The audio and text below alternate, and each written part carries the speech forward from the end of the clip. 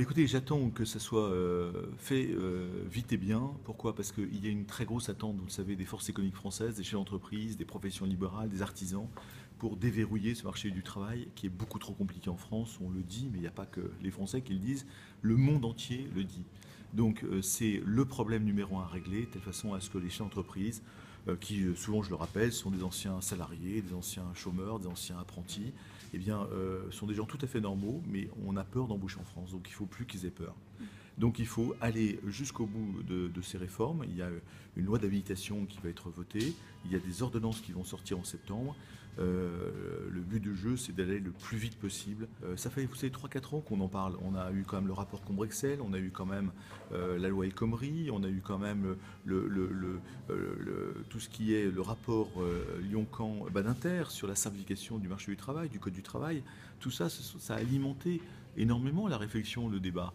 Emmanuel Macron a été très clair depuis le début. Il faut faire ces réformes, il faut aller plus loin que la loi El Khomri.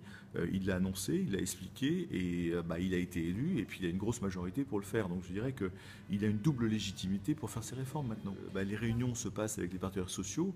Il y a 3 thèmes, hein, tout ce qui est accord d'entreprise, tout ce qui est amélioration du dialogue social, tout ce qui est sécurisation des licenciements économiques.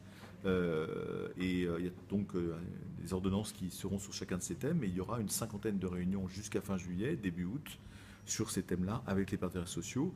Entre-temps, il y a une loi d'habilitation en effet qui va être mise en œuvre, qui va être discutée, débattue à l'Assemblée, voilà, et ensuite ordonnance, et ensuite normalement, je dirais validation de ces ordonnances par l'Assemblée, puis il faut aller très vite derrière. Vous savez, nous, au MEDEF, on souffre un peu pour notre pays avec un tel chômage à 10%, encore une fois, 9-10%. C'est notre obsession, c'est mon obsession personnelle, c'est de me battre contre le chômage. Il faut revenir au plein emploi au niveau national. Mais je trouve que ça se passe plutôt bien, même s'il y a quand même un niveau de chômage un peu élevé. Je crois qu'on est à 12% sur Marseille.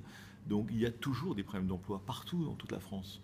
Donc il y a donc 2 séries de réformes à faire. Celle préconisée par Emmanuel Macron sur le code du travail, sur déverrouiller ce marché du travail. Ça permettra, je l'espère, d'alléger et de réduire le chômage partout.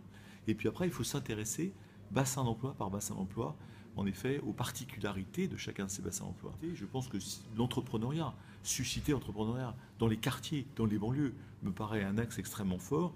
Là encore, le MEDEF s'intéresse beaucoup à la formation de nos jeunes de quartier.